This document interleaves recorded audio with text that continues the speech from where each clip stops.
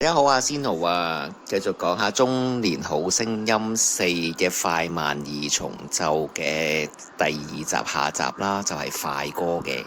咁今次呢，我都係想就住張老師嘅一啲評論啦，啱啱見到啦，好好嘅，我都覺得呢，張老師有好多嘅評論我都好認同啦，同埋呢，佢講出嗰個睇嘢嘅角度呢，都好啊。咁有少少呢，我又可以講下自己嘅意見咁啦。咁佢嘅首先呢，佢就將快歌慢歌要做出一個定義啦。咁呢，我自己就覺得呢，又唔需要太過仔細嘅。咁我覺得呢，即係輕快啦、活潑啦，咁就已經係 OK 啦。咁佢講出嗰個 BPM 嘅嗰個數字呢，我覺得都係 OK 嘅，可以其實佢講到話，只要多過去到超過100啊、120啊咁樣就已經OK 啊。咁我覺得都係嘅，即係總之聽落覺得輕快咯。咁今次唯一嘅就係周志康嗰隊啦，嗰度太過慢啦，我覺得就完全離咗題啦。咁其他呢都係 OK 嘅，可以叫做快歌啦咁樣。咁我就覺得唔需要一定要好強勁嘅節奏咯，即係好似譬如羅啟豪嗰個疾風呢咁樣，其實我都 OK 嘅，我覺得接受到嘅嗰種就叫做快歌啦咁樣。當然啦，如果係節奏再快啲，去到嗰個 BPM 去到140或以上咁，嗰啲就係即係好密嘅歌詞啦。咁當然佢有更高嘅難度啦。咁但係呢，即係基本上你唱到有一個節奏啦。咁其實有啲 R&B 嘅快少少嘅 R&B 啊，咁都已經係我覺得係可以列入呢一種嘅快歌輕快啦咁樣。咁總之就係唔同唱慢歌咯，慢歌嘅嗰種節奏感同埋快歌係有嗰種節奏感係唔同，咁就已經 OK 啦。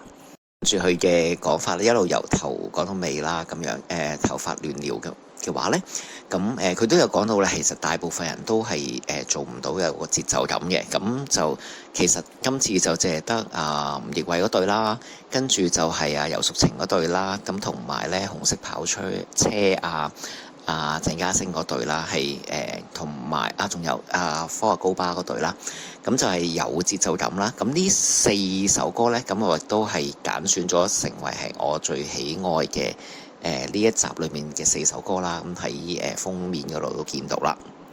咁主要都係因為有節奏感啦，呢4首同埋即係有種令人想喐動啊，想起舞啊嘅感覺啦。咁其他嗰啲呢，就唔係咁得啦，即係冇咗嗰種呢會令人一路摁啊一路想跳啊嘅感覺啦。好啦，咁跟住提到呢，就係尹景純嘅中性嗰把聲呢，唔係咁好聽，我都覺得係佢有啲怪怪地嘅口音㗎，即係唔知係咬字嘅問題啊，即係有啲唔正嘅普通話，但係就特別喺呢把聲裏邊呢，特別出現得多嘅嗰種怪嘅聲係啦。咁另外就係佢嘅假聲啦，喺頭髮亂了呢隻歌係好獨特噶嘛，最後尾出咗成大段都係假聲。咁如果喺中聲裏邊呢，就係阿豬仔係唱得最好啦，即係佢嘅真聲假聲都唱得好好啦。咁呢一段呢，就覺得尹景純其實好擅長噶嘛，去運用假聲，但係喺呢隻歌裏邊呢，就普普通通啦，唔係特別出色咯，反而就好似嘥咗，唔知點解啦，係啦，可能個 key 嘅問題。總之就好似假與唔假之間咯，或者叫做好假咯。咁仲恒咪之前成日有講到嘅，你嘅假音好假啊，咁樣係啦，咁佢就係有呢種情況。咁跟住殺科嘅兩個人都好有節奏感，係非常之認同嘅。咁吳亦偉就唔使講啦，係啦，即係佢一定係唱快歌節奏咁嘅歌，一定係勁啦。跟住就算蔡密哲都係好好嘅，同埋佢平時呢一種好扁啊，有啲難聽嘅聲呢，或者刺耳啊、尖啊、扁啊嘅聲呢，喺呢隻快歌裏邊呢，就唔係好覺得喎，係啦。咁可能就住男女 key 嘅問題啦，而成為咗佢今次係啦，就冇咗嗰種好怪、好刺耳、好尖、好扁嘅嗰種高音聲係啦，咁啊非常之好嘅。到話佢哋5個評判都覺得佢哋一樣分呢。其實呢個真係好怪嘅。其實我都成日想講，即係你作為一個評判，咁你同埋都唔使你俾好多隊啦，其實都係兩隊啫嘛。你兩隊一齊俾分啊，或者係或者你前後俾分都好啦，其實都係啱啱先聽完啫嘛。咁你覺得自己俾嘅第一隊好啲定係第二隊好啲？其實你都有個責任噶嘛。其實真係你作為評判係咪？咁其實你俾一樣分，其實你咪失職，根本就係你評唔到邊一個好啲咯。係啦，你夾硬又要去到後尾再要俾紅藍燈，其實係冇意義噶嘛，冇必要去做呢樣嘢。你作同一個人係你自己，你聽完兩隻歌邊隻好啲，你都俾唔到，係咪？咁好令人質疑你係咪即係適合去做呢個評判咯？5個都係喎，好奇怪咯！我喺度都會再想講，起碼你哋幾位評判聽完兩隻歌，起碼你都係有一個高下要俾到咯，分到咯，爭1分又好，點樣都好啦，係咪？即係你可能好擔心話如果我又俾多1分，每個俾多1分就已經差5分，好似好多咁樣，咁都冇辦法㗎。其實你就係要分出邊一個好啲啊嘛。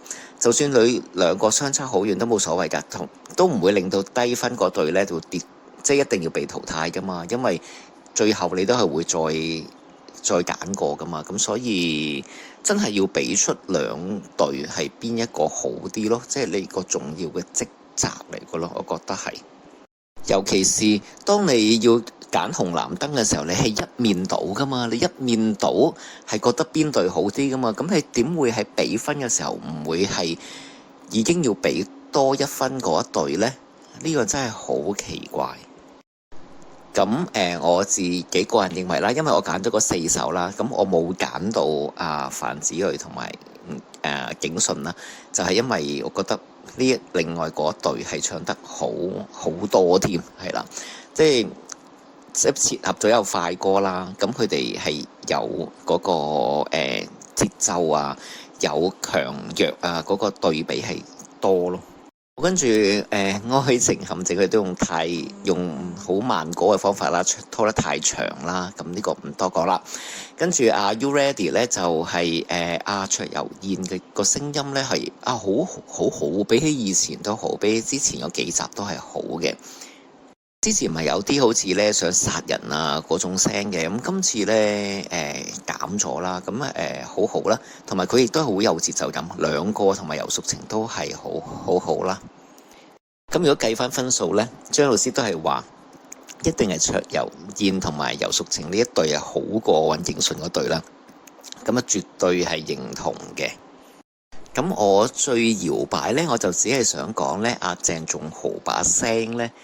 佢唔唱啲 rock 歌嘅時候，嗰把聲咧真係幾難聽嘅。其實即係呢一次又係啦，出現咗一種幾難聽嘅聲，好似我唔識形容好似爛咗嘅聲咁樣，同埋好似有啲接近要走音，有啲 distortion 咁樣，係啦 distort 咗，好似有啲人把聲嗌到好高音而變咗質咁樣嘅一種聲啦，好怪，屬於好難聽。咁 Folklore 呢一隊呢，就係絕對係正常嘅，咁大牙亦都係成首都唱緊慢歌咁樣啦。好，咁跟住呢對手啦，紅色跑車，我只係覺得美琪個低音我唔知好奇怪嘅喎，佢第一段嘅低音呢，就冇乜問題嘅，好響亮啦。張老師都有提到，反而呢嘉升嗰把聲呢，就好似縮咗入去咁樣，可能係唔知係咪未開聲定係，總之就係困咗喺裡面咁樣啦，有多少嘅。咁中間呢，其實佢有聽得出係有個轉 key 嘅，但係轉完 key 之後呢，我美琪嗰個聲呢就更加低，好似呢老牛咁嘅聲，好怪。咁中間我知道佢哋有轉換到嗰個chorus 嘅大家嘅唱主音同和音都有對換到啦，咁樣。咁總之就係美琪嘅後尾咧就更加低音咧，就係覺得係好怪，好埋就係唔係咁好聽啦。咁其他都好好嘅，咁動作好好啊，佢哋表現啊嗰個節奏感啊等等咧都係好好嘅，咁所以我都有揀佢哋係最好嘅4隊之一嘅。咁呢一輪咧又特別咧，張佳添咧就係俾2隊都係18分，呢個真係好奇怪咯。好明顯喎，因為呢2隊嗰個好與壞嗰個分別。咁其實呢，即係你即係張佳添好多次都係咯，成日都係俾埋一樣嘅，但係都係俾18分啦。我唔知係咪佢覺得呢個幸運數字啦嚇，咁就要俾18分，但係其實真係要分出嗰個好與壞，爭少少，爭1分都好，你都要分噶嘛。重口味嘅可男同埋陳玉培就嗱，陳玉培就一定係唔夠力度噶啦，一定係即係溫柔地唱慢歌咁唱。可男呢個聲線就強啲啦。咁張老師都有提到，如果佢哋調轉個主音和音會唔會更好呢？咁呢個好難估計。咁亦都真係可能阿陳玉培唱和音係唔得啦，可能都試過噶啦。咁總之就係呢隻歌就唔係，同埋即係重口味呢隻歌本身就係啲好難唱嘅歌啦，好難喺比賽裏邊啦，好難唱得好啦，即係因為佢好獨特。咁陳奕迅有佢獨特嘅方法，你又要唔似佢嘅話，你可能又變得好似佢又係唔好聽嘅。太似唔似呢，又好似呢，又冇咗嗰種味道咁樣，所以呢，好難去處理嘅。出頭就變咗慢歌啦，同埋馬浩兒亦都唱得唔好。其實佢都幾次都唱得唔好嘅。其實佢只係最好就係同阿尹英信合拍嗰個夢中人係有啲驚喜啦。咁但係冇咗尹英信之後呢，佢自己就唔得噶啦。係啊，好多隻都唔係咁得。其實認同嘅應該係要摟佢，仲好過摟黎若雪。黎若雪呢，初頭係差嘅，但係慢慢呢就好似覺得佢一次好過一次喎，有進步喎，有改進喎，其實係好難得嘅。咁呢組呢又係呢4個人都係俾完全係2隊一樣分啦，就只係得可以爭咗1分咁樣呢，其實係好怪咯，因為真係強弱其實應該係分到。咁跟住個徽章呢，仲要俾咗陳玉培喎，即係其實佢哋心目中中意嗰啲人，或者係以往比較好嗰啲人，佢哋就會繼續去吹捧佢咯。其實唔應該咯，應該係睇住每一場嘅唔同嘅表現而去做噶嘛。咁應該係呢一場就還呢一場咯，唔應該累積埋之前嘅睇法去到計咯。咁跟住莫家教同埋雷小雷嘅找自己啦，咁我本身好中意雷小雷嘅，咁佢上次唱咗廣東歌之後真係差呢，就令人有啲失望啦。咁再之前有幾首都唔錯嘅，咁好希望佢能夠鼓起勇氣，或者係繼續努力，係啦，揾翻自己喺未來嘅表現裏邊更加越唱越好啦，唔好失去咗信心。咁呢隻歌呢，係俾做到個節奏啦。咁雖然唔係太快，啲字又唔係好密，咁但係呢都係一種輕快啊，做到嗰個效果。咁我覺得係OK 啦，咁樣樣。咁而對手呢，就活著 Fever 呢，我覺得係好好嘅喎。其實許雲妮啦，同埋科阿高巴啦咁樣。咁佢哋兩個都係有節奏感嘅人啦。咁雖然話有廣東話嘅困難啦，咁但係其實咧都係即係最重要就係唱到嗰個節奏，令人會想起舞啊、喐動啊，會有韌嘅感覺啊，咁就已經夠啦。咁許雲妮亦都咧係展現到佢好有 power 嘅一部分啦。咁我覺得好好咯，我都係好中意許雲妮㗎。有啲女仔方面啦，咁許雲妮啊、游淑晴啊呢啲都好中意嘅。我甚至乎會中意雲妮多過美琪添。美琪其實經常咧都揀啲超越佢自己能力嘅一啲歌啦，即係有啲似中三有一位女仔啊，唔記得咗佢名，淨有啲超難度高嘅一啲高音啦。其實佢係力有不逮嘅，我覺得啦，係啦，嗰個聲唔靚嘅，但係佢都會夾硬要去唱咯。咁喺呢兩輪嘅合唱歌裏邊，可能因為個 key 要同男仔奏嘅時候呢，就冇乜機會表現佢嘅嗰啲高音呢，咁反而係仲好。所以我自己呢，亦都揀咗許雲尼同科學高巴呢隻呢，係喺4首我中意嘅歌裏邊嘅。咁我就對手我就冇揀到啦。雖然我自己特別中意雷小雷，但係呢隻歌我覺得佢嘅表現都係一般啦，OK 啦咁樣。評判呢，將徽章俾咗雷小雷呢，我覺得係可能都係想幫佢啦，或者建立佢嘅信心啦。想佢唔好因為嗰個廣東話嗰個嘅挫敗呢而失去咗信心啊，所以想俾個徽章佢。咁我覺得呢啲鋤強扶弱嘅做法呢，我覺得都認同嘅。咁跟住講到話淘汰呢，我係好認同張老師講嘅，應該要淘汰馬浩兒仲多啲。姚兵呢，我就覺得咁佢今次都係即係差唔多嘅中規中矩嘅一種做法啦。咁佢亦都冇乜失誤嘅，咁又未必輪到佢。不過佢都雖不中亦不遠嘅啦，都知道唔係呢集就下集咁樣噶啦。跟住亦都提到咧退庭商議呢個問題，我都好想講，因為咧其實佢哋退庭商議咧就每人都係舉一個牌啫嘛，即係揀邊一位。咁其實喺現場撳燈咪得咯，即係嗱，你喺個大畫面嗰度出現咗10個人需要淘汰嘅嗰10個人嘅人名或者相片啦，咁然後佢哋咪撳燈咯，撳佢要揀邊2個淘汰，咁咪已經得咯，係啦，唔使退庭去。自己獨立入個黑房嗰度，去揀一個牌咯，係啦，嘥太耐啦。即係如果我喺現場睇嘅嘛，16強嘅時候，咁佢哋係啦，即係要去退庭嗰個下係好耐嘅。咁如果佢哋可以喺現場即刻撳燈，咁咪快好多咯。不過今次唔收馬浩兒呢，其實我都覺得係又係不中亦不遠㗎啦。即係其實好多時，因為你一路表現差啲嘅話呢，咁佢就會就算呢一輪唔收你呢，喺下一輪都會收翻上一輪係啦，佢記憶中覺得比較差嘅一啲參賽者咯。好啦，咁跟住呢 MVP 呢，俾咗吳奕偉同埋蔡蜜哲呢。都可以叫做係合理嘅，其實